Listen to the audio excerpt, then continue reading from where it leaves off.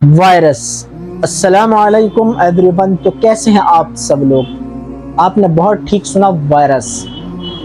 आज की वीडियो में इतनी अहम मालूमात और इतनी अहम बातें और इतने अहम फैक्ट हैं, इस वीडियो को मिस नहीं कीजिएगा, क्योंकि जिस भाई का ये चैनल है उस भाई ने इस वीडियो के अंदर लोगों के सामने सच्चाई लाने की कोशिश की है और बहुत अहम बातें भी बताई हैं। तो इस वीडियो को लास्ट तक देखना।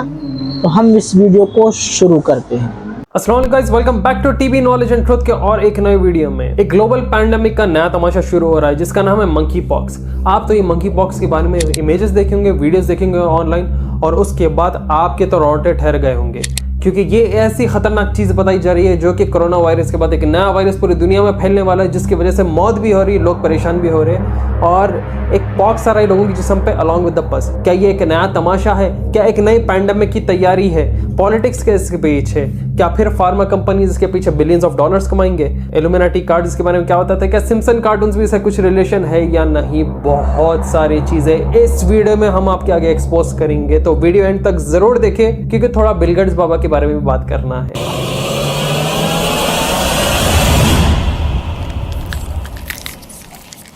हर कोई चीज दुनिया में ऐसी नहीं आ जाती, हर चीज के पीछे एक राज रहता है। हर चीज के अंदर कॉन्स्पिरेसी रहना जरूरी नहीं है, मगर जो भी चीज दुनिया में मशहूर होती है उसके पीछे तो जरूर कॉन्स्पिरेसी रहता है। आपके आगे मैं फैक्ट्स रखूंगा, रेलेवेंट की पॉइंट्स रखूंगा, जिससे आप देख के खुद जज कर ले सकते कि तमाशा है या रियल में वायरस है, कि मंकी पॉक्स असल में है क्या। क्योंकि थोड़ी नॉलेज रहना जिनको मालूम नहीं, लोग देख के एकदम चिकन पॉक्स से बोल रहे हैं। मंकी पॉक्स एक वायरल इलनेस है जिसे एमपॉक्स भी कहा जाता है, मंकी पॉक्स वायरस। ये एक स्पीसीज है ऑर्थोपॉक्स वायरस की तरफ से। इसके सिम्टम्स एमपॉक्स के क्या है? स्किन रैश आपको आता, फीवर, हेडेक, मसल एक, बैक पेन, लो एनर्जी रहती, एक तरीके से सोलन लिम्फ नोड्स आपको अपने बॉडी पे देखने को मिलेंगे, जो कि एक्सट्रीम बढ़ते जाते हैं 2 to 4 वीक्स में, जस्ट लाइक चिकन पॉक्स हुआ करता था लोगों को। एमपॉक्स जो है ट्रांसमिट होता है इंसान से इंसान में, फिजिकल कॉन्टैक्ट के जरिए, इन्फेक्शंस के जरिए, इन्फेक्टेड एनिमल्स के जरिए। ईयर 2022-2023 में इसे ग्लोबल आउटब्रेक में भी माना गया। तो एक किस्म से एक नॉर्मल वायरल जैसा फैलता वैसे लोगों में ये चीज फैल रही है। मंकी पॉक्स पहले डिस्कवर किया गया था डेनमार्क में 1958 में मंकीज में। फर्स्ट ह्यूमन केस एमपॉक्स का आया था एक 9 साल के बच्चे में, रिपब्लिक ऑफ कॉन्गो में। बीच में अफवाह उठी थी कि ये जो मंकी पॉक्स एमपॉक्स वायरस है ये होमोसेक्सुअलिटी की वजह से ज्यादा उरूज पे आई है। क्या ये बात सच है? मैं WHO की आपको रिपोर्ट सुना रहा हूँ, public health advice for gay, bisexual and other man who sleep with other man. ये आउटब्रेक डिजीज का यहाँ पे अगर आप तवज्जो दिए, इनके आर्टिकल में खुद लिखा हुआ है कि सबसे ज्यादा केसेस जो आइडेंटिफाई हुए हैं उनमें से जो मेजोरिटी लोग इस बीमारी को लेकर आए उनमें गे, मैन स्लीपिंग विद मैन और बाइसेक्सुअल लोग ही ज्यादा केसेस लेके आए। इसलिए क्या ये मैं नहीं बोल रहा हूँ, ये वर्ल्ड WHO की रिपोर्ट में आप पढ़ सकते हैं। फिर लोग बोलते हैं नहीं भाई, वो आप जो है वो LGBT उनको टारगेट करने के लिए ऐसे बातें लाके बोल रहे। हम नहीं बोल रहे, इसके अंदर आप खुद पढ़ सकते क्या लिखा हुआ है। और ये कब की रिपोर्ट है? ये 25 मई 2022 की रिपोर्ट है। मई 2022 में 200 वेरीफाइड केसेस आए थे, अमेरिका, यूरोप, ऑस्ट्रेलिया। ये 200 केसेस में से एक नॉर्मल आदमी के ऊपर आया था, और 199 केसेस किससे रिलेटेड थे? वो लोग गे, बाइसेक्सुअल, होमोसेक्सुअल में ही ये केसेस पाए गए। तो इसलिए अगर आदमी हो, आदमी से प्यार करता हूं, गाना आपको कहीं भी सुनाई दिया तो 100 किलोमीटर आप दूर नंगे पैर भागो। अभी ठहरो, अब हमें फिर से तमाशा देखने को मिल रहा है कि फिर बिल गेट्स की वाट लगा रहे सोशल मीडिया पे। क्यों? क्योंकि एक पुरानी वीडियो बिल गेट्स की फ्लोट होती है जो कि 2021 की थी, जिधर बिल गेट्स एक इंटरव्यू में बात करता है कि Bill Gates warns of smallpox terror attacks as he seeks research funds। 2021 में बिल गेट्स को कैसा मालूम था कि स्मॉलपॉक्स जैसा आउटब्रेक या पैंडेमिक फ्यूचर में आ सकता है, और मेरे को फंडिंग करो बिलियंस ऑफ डॉलर्स में इसे रिसर्च करने के लिए, और ये एक किस्म सा टेरर अटैक हो सकता है। अब मैं आपको बताता हूँ इसे टेरर अटैक क्यों कहते हैं। अब आजकल क्या हुआ, एक कंट्री दूसरे कंट्री से जब लड़ने जा रही तो दो दुश्मन का दुश्मन दोस्त आता, कोई ना कोई आते, इंटरवीन करते और मामला सेटल हो जाता। अब इजराइल फलस्तीन की लड़ाई चल रही, इजराइल के भी दोस्त है कई लोग फलस्तीन के भी है, कोई भी जंग में आना नहीं चाह रहा, कोई भी आ रहा तो कोई पीछे हट जा रहा। अब ये बीमारियों का वॉर जो है, जिसे बायोलॉजिकल वॉर कहते हैं, बायोलॉजिकल वॉरफेयर कहते हैं, इसके अंदर आप किसको पकड़ेंगे? सब बोलते कि चाइना के वुहान लैब में एक USA साइंटिस्ट था जिसका नाम A से शुरू होता, F से खत्म होता। अब मैं खुल के इसलिए नहीं बोल रहा हूँ, सीधा स्ट्राइक पड़ जाती, आप ढूंढ ले सकते। अब जब सबको मालूम था कि कोविड ये जगह से आया, यहाँ से पहला यहाँ पे मॉडिफाई हुआ, तो कोई कंट्री पे वॉर करा, कोई किसी के ऊपर इल्ज़ाम लगा सका? नहीं लगा सकता। क्यों? क्योंकि बायोलॉजिकल वॉरफेयर है, ये बीमारी आपको मार दे रही, मगर बीमारी क्रिएट कहाँ से हो रही? मैं एक चीज़ हमेशा बोलता हूँ कि दो लोग रहते हैं, एक अच्छा साइंटिस्ट रहता जो कि इंसान की ज़िंदगी बेहतर बनाता, एक हरामी साइंटिस्ट रहता जो कि डीमन डेविल वर्शिपर रहता और उन्हें उसका मकसद पूरा करना चाहता दज्जाल के पैरों में गिर के। क्योंकि ये लोग मानते कि हम लोग चोजन वंस है, ये जो पैसे वाले लोग हैं, ये जो एलीट्स है, वो लोग बोलते हैं कि हम लोग चोजन बाय गॉड है और ये पूरे कीड़े मकोड़े इन सबको मार देना।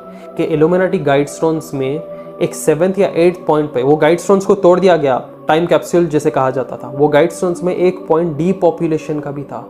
डी पॉपुलेशन का पॉइंट क्यों? क्योंकि दुनिया में इतनी आबादी बन जा रही कि ये लोग एक कंट्रोल सोसाइटी नहीं बना सक रहे।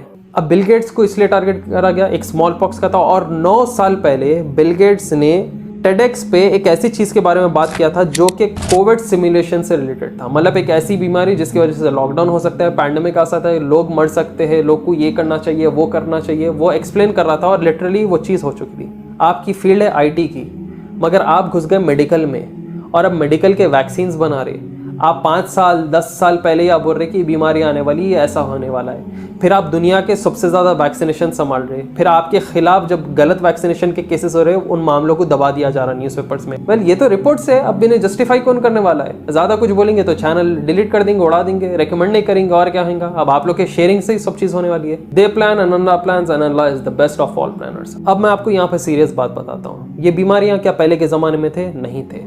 और इतनी ज़बरदस्त चीज़ इस्लाम में है, हमारे हदीस में लिखा हुआ है दैट प्रॉफिट मोहम्मद सल्लल्लाहु अलैहि वसल्लम said that there is no contagious disease, meaning no disease can affect you except by Allah's permission. एक चीज़ ये पता चल गई कि अगर कोई भी बीमारी आ रही वो एज आजमाइश अल्लाह की तरफ से रहेगी। दूसरी चीज़, अब आप ये हदीस भी देख लीजिए, द प्रॉफिट मोहम्मद सल्लल्लाहु अलैहि वसल्लम said when adultery becomes wide spread, मतलब जिना अगर आम हो जाए तो बीमारियां जो तुमसे पहले इंसानों को नहीं पता थी वो उरूज पर आएंगी। When adultery becomes widespread, diseases that were previously unknown to mankind will appear। ये हदीस है, मतलब जो बीमारियां पहले इंसान को पता भी नहीं था वो बीमारियां तुम्हें देखने को मिलेगी अगर जिना आम हो जाएगा। जिना, अडल्ट्री, HIV, एड्स कौन से साल में हमें देखने को मिला? 1950s, 1970s। बास बोलते हैं जेनेटिकली मॉडिफाइड भी था, मगर ये कब देखने मिला? सेक्स वर्कर्स के पास से, मल्टीपल लोगों के साथ सोने की वजह से। मतलब एक तरीके से वाहियात गंदगी चीज में ही ऐसे वायरस इजाद हो रहे हैं। हमें 1400 साल पहले ही बता दिया गया कि जिंदगी कैसा गुजारना है इन फितनों के बीच में। कई सारे हदीसें आपको देखने को मिलेंगे। द प्रॉफिट मोहम्मद सल्लल्लाहु अलैहि वसल्लम said there is no disease that Allah has created except that he has created its treatment. मतलब हर बीमारी का क्योर अल्लाह सुब्हानहू व तआला ने दुनिया में दे दिया। दूसरी चीज, हमारे पास कलौंजी ब्लैक सीड, जिसे ब्लैक क्यूमिन भी कहते हैं, उसके अंदर हर चीज की शिफा है सिवाय मौत के। तो ब्लैक सीड्स हर एक के घर में होना चाहिए, जैसे कलौंजी कहते हैं। एटलीस्ट 1 दाना, 3 दाने, 7 दाने आप डेली खाना चाहिए। ये आपकी बॉडी को तंदुरुस्त रखेगा और हर बीमारी की शिफा है इसके अंदर। This is the promise from Allah, this is the promise from the last prophet Mohammad सल्लल्लाहु अलैहि वसल्लम। तो कई सारी बीमारियों की शिफा किस में है? हिजामा में है, शहद में है, ऑलिव में है, ब्लैक सीड्स में है, इतने सारी चीज़ों में। तो परेशान नहीं होना, घर में ये चीज़ें रखो, एक्सरसाइज के ऐसा, एक रेगुलर इनटेक के वैसा ये चीज़ों को आप कंज्यूम करते रहो। तो ये क्या है, ये लोग नए नए जो बीमारियों के साथ आते जा रहे हैं ना, वो अपने ऊपर ज़्यादा इफेक्ट नहीं करती। अब बाज़ डॉक्टर्स क्या बोलते थे कोविड को? अरे कोविड नहीं है जी, वो हाई लेवल का निमोनिया है बोलते। कितने लोग मेरे व्यूअर्स में से मानते कि कोविड जो है एक मॉडिफाइड वायरस है? बस क्वेश्चन पूछ रहा हूँ, यूट्यूब प्लीज डिलीट मत कर दो। कितने लोग मानते कि कोविड जो है एक मॉडिफाइड वायरस एक लैब में बनाई गई है, अच्छे या बुरे साइंटिस्ट की तरफ से? आधे लोग मानेंगे, आधे लोग नहीं मानेंगे। इसमें से क्या हुआ, आधे लोग वैक्सीन लिए, आधे लोग नहीं लिए। अब और एक चीज़ बता दो कि ट्विटर पे ये चीज़ फैल रही थी, जो मंकी पॉक्स का सेम पिक्चर यूज़ कर रहे थे ना बड़े बड़े अकाउंट हैंडल्स, वैक्सीनेशन से जो रिएक्शन लोगों को हुआ वो मंकी पॉक्स के वैसी सेम पिक्चर्स है। तो ये भी एक वावेला बच गया कि मंकी पॉक्स के ऊपर जो लोगों के स्किन्स पे रैश आ रहे, वो वैक्सीन लेने के बाद ही वैसी रैशेज आए थे। तो क्या ये वैक्सीनेशंस का रिएक्शन है? अगर ये बात प्रूव भी हो जाती है कि वैक्सीनेशंस की वजह से रिएक्शन हो रहा है, तो आपको बता दूं कि दुनिया में हर कंट्री गवर्नमेंट हाथ उठा दी कि हम जिम्मेदार नहीं है अगर आपको वैक्सीनेशन से इधर हार्ट अटैक आया, वैक्सीनेशन से अगर आपको प्रॉब्लम हुई, we are not responsible. Forcefully आपको पहले देने लगाते, अगर आप नहीं लिए, काम नहीं कर सकते, आप ट्रैवल नहीं कर सकते, आप जबरदस्ती आपको लेना पड़ता। आप ले लिए, आपके साथ कुछ बुरा हो गया तो आप उसके जिम्मेदार। शायद ऑनलाइन फोटो दिखाने के लिए, मंकी पॉक्स दिखाने के लिए वो लोग सेम पिक्चर यूज कर लेंगे। चलिए ये बात को हम मान लेते कि गलती से जो है वो वैक्सीनेशन की रिएक्शन की भी पिक्चर और मंकी पॉक्स की भी पिक्चर वो लोग as a pictorial representation same रख दिए होंगे। अब एक चीज बताऊं, कोविड मशहूर कहां से हुआ था? Suddenly TikTok, Instagram, YouTube Facebook, हमें हर जगह क्या देखने को मिला कि चाइना में लोग खड़े खड़े मर जा रहे, खड़े खड़े गिर जा रहा, कोविड ऐसा फैल रहा, लोग ट्रेन में ऐसा भाग रहे जैसा ज़ॉम्बीज़ पीछे पड़े हुए। तो ये ही सेम तरीका रहता लोगों में खौफ डालना। खौफ जितनी जल्दी बिकता ना ही कोई चीज़ बिकती। आजकल एजुकेशन इंस्टीट्यूशंस भी चल रहे, हॉस्पिटल्स भी चल रहे। भाई क्या आपका बच्चा अगर नहीं पढ़ा तो ख़त्म, उसका फ्यूचर बर्बाद होता है। दूसरी ओर पे अगर पेशेंट को अभी आप नई ट्रीटमेंट दिए तो ख़त्म, पेशेंट का कुछ भी रहता। अब लोग क्या करते रहे, भाई नहीं भाई जिंदगी का सवाल है बोल के पैसा। तो खौफ में जो ये लोग पैसा कमाते, कोई चीज़ में नहीं कमा सकते। पैंडेमिक अगर ये लोग रखना चाह रहे कंट्रीज गवर्नमेंट्स, तो लोग जल्दी तैयार हो जाए। हाँ भाई जान बचना है, वो पॉक्स नहीं होना भाई हमारे जिस्म को बोलते हैं। वैक्सीनेशन अगर ये मामले में निकला तो ये लोग वैक्सीनेशन को एक्सेप्ट कर लेते हैं। अगर वैक्सीनेशन को एक्सेप्ट नहीं करे तो गवर्नमेंट जबरदस्ती आपके ऊपर एक्सेप्ट करने लगाती है। खतरनाक फोटोज वीडियोज डाल के खत्म, बस लॉकडाउन बोलेंगे ये लोग। ट्रम्प का जब टर्म था, जब भी कोविड हुआ था, अब फिर ट्रम्प जीतने वाला है ना शायद, क्योंकि कमाला हैरिस तो हारने वाली है। बिडेन तो ऑलरेडी भाई वैसी गए गुजरा हुआ है, उन्हें उसको खुद याद नहीं रहता उन्हें प्रेसिडेंट है या नहीं, तो दूसरे को बना दिए। सिम्पसन्स के कई सारे एपिसोड कार्टून्स में ट्रम्प मरा हुआ है और कमाला हैरिस प्रेसिडेंट बनी हुई है, दिखाते थे वो लोग। देखो कमाला और ट्रम्प दोनों इसराइल की तारीफ करेंगे, दोनों वेपनरी देंगे, बोलेंगे we are the biggest friend of Jews बोलेंगे। मगर एक चीज़ आपको बता दूं कि ट्रम्प का एडमिनिस्ट्रेशन ज़्यादा बिजनेस ओरिएंटेड है, वेराज बिडेन का जो एडमिनिस्ट्रेशन जिसमें ओबामा, हिलरी क्लिंटन वगैरह आते हैं, वो लोग ज़्यादा वॉर ओरिएंटेड है, वो लोग ज़्यादा जंग की तरफ रहते। उनके टर्म्स में जितना ज़्यादा जंग हुआ उतना शायद ट्रम्प के उसमें हुआ होगा। ट्रम्प के उसमें पूरा बिजनेस फैला हुआ रहता। हाँ हुए होंगे वॉर्स, मगर इन लोग से अगर कंपेयर करें तो बहुत कम हुए हुए हैं। और अगर ट्रम्प जीत रहा तो ये सेकंड पैंडेमिक का भी क्या तमाशा ट्रम्प के टर्म में ही शुरू कर रहे हैं लोग। ट्रम्प और रशिया तो यही बोले कि कई सारे पैसे वाले बिजनेसमैन लोग, पॉलिटिशियंस पैंडेमिक ड्रामा सिर्फ यूएस के इलेक्शंस को वीक करने के लिए ये लोग करना चाह रहे, ताकि अगर पैंडेमिक लग जाए तो ट्रम्प का इधर इलेक्शन वीक हो जाए या तो ये बैलेट पेपर में मसले मसाइल करके वापस जीत सके। बिडेन के टाइम पे 22-23 में मंकी पॉक्स जब एक आउटब्रेक, ग्लोबल आउटब्रेक बन रहा था, तो ये जब मेजर्स क्यों नहीं लिए गए, अब क्यों मेजर्स लिए जा रहे हैं? बिडेन के उसमें 2022-2023 में जब WHO पे ही लिखा हुआ है वेबसाइट पे कि ये आउटब्रेक हो रहा था, तो बिडेन के टाइम पे क्यों नहीं करे? क्योंकि ऑब्वियसली बात है उसके वोट कम हो जाता है। ट्रम्प पे ये लोग तमाशा शुरू कर रहे हैं। अब रिसेंट ट्रम्प तो जीतेगा ही जीतेगा। और 2023 में एक फोटो वीडियो है जिधर बिडेन खुद बोल रहा था कि हमार को तैयार रहना पड़ेगा और हमारे को ज़्यादा से ज़्यादा पैसा चाहिए ताकि हम सेकंड पैंडेमिक से लड़े, और सेकंड पैंडेमिक आने वाला। ये बिडेन बोल रहा बात 2023 में। बिडेन को चीज़ें याद नहीं रहते और वो गफलत से हकीकत बोल दिया। ये ऑल सब चीज़ प्री प्लान है पहले से। एक ज़बरदस्त ट्विटर यूज़र डाला, the key to monkey pox is knowing that the K is silent, मतलब मनी पॉक्स। ये pharma billions and billions of dollars के मामलों में कमाते हैं। 2 इल्यूमिनाटी कार्ड्स आपके आगे बताऊंगा मैं। Epidemic, quarantine, disaster. This is an attack to destroy any place, it does not require any action, its power is 14। The attack succeeds, the target is devastated. बिना जंग करे बीमारी के जरिए एक जगह को बर्बाद कर देना। सेंटर फॉर डिजीज कंट्रोल, ये भी एक इल्यूमिनाटी कार्ड में बताया जाता है, जिधर एक ही सिस्टम जो है पूरे वर्ल्ड के बीमारियों को कंट्रोल कर रहा है और वही अकेला इसका क्रिएटर प्लस वैक्सीनेटर रहेगा। ये illuminati card game I guess 1970s में बनाया गया था और उसमें ऐसे चीज़ें बनाए गए थे। ये कार्टून सिम्पसन के इल्यूमिनाटी कार्ड गेम में बहुत सारे किस्म के कार्ड्स हैं, वन आफ्टर द अदर, कुछ ना कुछ लाइफ में रिलेटेड निकलता उसके। मतलब this is a pre planned event of making a controlled society towards a new world order, जैसा एक $1 बिल में न्यू वर्ल्ड ऑर्डर देखने को मिलता। तो देखो मसले मसाइल मैं आपके आगे रख रहा हूँ। क्या ये बीमारी रियल हो सकती, क्या ये खतरनाक है? हो सकती। क्या ये इलेक्शंस को यूएसए के बर्बाद करने के लिए, ट्रम्प अगर जीत गया तो इसके एडमिनिस्ट्रेशन में पैंडेमिक लॉन्च करने के लिए हो सकती?